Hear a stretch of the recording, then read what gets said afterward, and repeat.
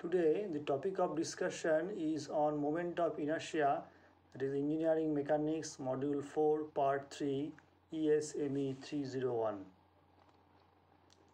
That is moment of inertia. So, what is moment of inertia?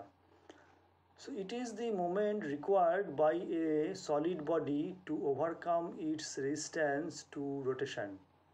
It is resistance of bending moment of a beam, and it is the second moment of mass, that is mr square, or second moment of area, that is ar square. So its unit is kg meter square or meter to the power 4. So in the figure is an area A, so that area is divided into infinite area. So in such infinite small area, that is dA, at a distance x from the reference axis y and y from the reference axis x. Now we know that its first moment of area about y-axis, that is qy, is nothing but integration x dA, that is area into distance and integration of that. Similarly, first moment of area about its x-axis, that is qx, that is nothing but integration y dA. Now the moment of area about y-axis, that is integration x square dA. So this term is known as second moment of area or moment of inertia about y-axis.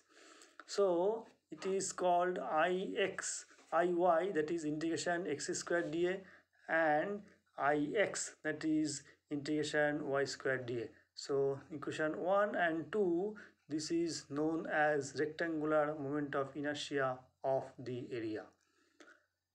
Now this is a small area dA at a distance r from the reference axis a dash.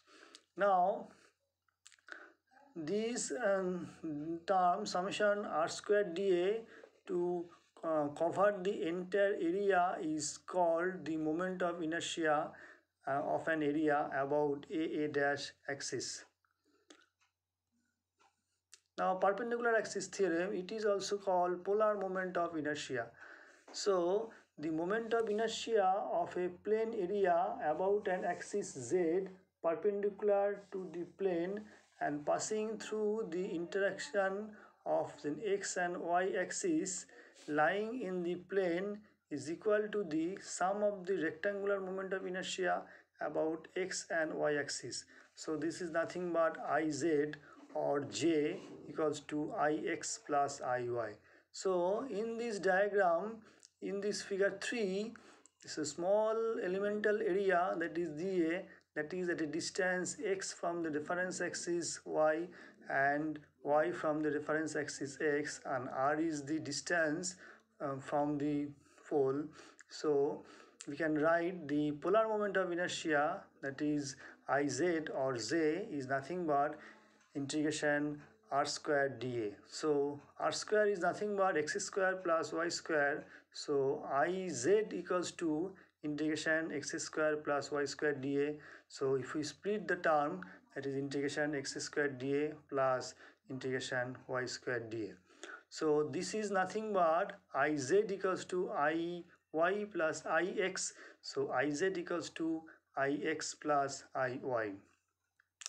Now parallel or transfer axis theorem. The moment of area of an object about any axis parallel to the centroidal axis is the sum of moment of inertia about its centroidal axis and the product of area with the square of the distance of CG from the reference axis. Now this is the figure. So in this figure 4, there is an area, that is total area a small elemental area, that is dA, and this small elemental area dA is at a distance y from an axis, that is a dash. So that axis is parallel to the centroidal axis, that is b dash. Now that area, small elemental area dA is at a distance y dash from the centroidal axis. Now Ixx from the parallel axis theorem, Ixx equals to Ig plus AD square, where A is the cross-sectional area, D is the perpendicular distance between the centroidal axis and parallel axis. Now, parallel axis theorem consider the moment of inertia, that is Ix of an area A with respect to an axis A dash, denote by y in the distance from an elemental area dA to A dash. So in this figure 5, that is also clear that so Ix is nothing but integration y square dA. Now consider an axis BB dash parallel to the A dash through the centroidal C of the area known as centroidal axis. The equation of the moment of inertia becomes that is Ix equals to integration y square dA. So putting the value of y, so y is nothing but y dash plus d whole square of that into dA. So if you split the term, that is integration y dash square dA plus 2 into y dash dA plus d square into integration dA. Now the first integral is the moment of inertia about the centroid, and that is Ix bar, that is integration y dash square dA.